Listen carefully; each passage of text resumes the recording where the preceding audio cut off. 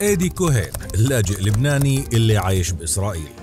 في שיש לי אזרחות ישראלית, אני מרגיש פליט. عامل مؤتمر للألوان.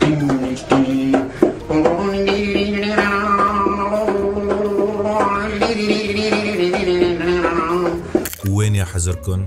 صح، تل أبيب.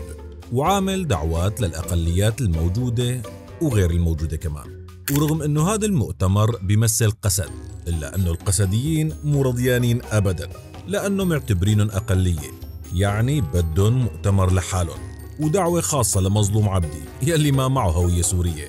لأنك لا تحمل جواز سفر. لدي مشكلة من هذا النوع يعني. ليس لديك جواز سفر؟ ليس لدي حاليا جواز سفر مكتوب اسمي. يا سيدي، وهالمؤتمر اللذيذ بده سؤال جهبذي من ريم أبو قمرة.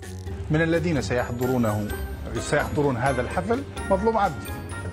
مظلوم عبدي سيحضر؟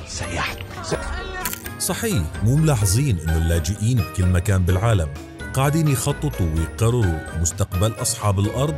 المهم شو راح يصير بالمؤتمر؟ ببساطة إسرائيل عندها أسلحة كتير بس ناقصها وقود حرب، والمؤتمر ما هو إلا محطة بنزين سياسية، والفهيم يفهم.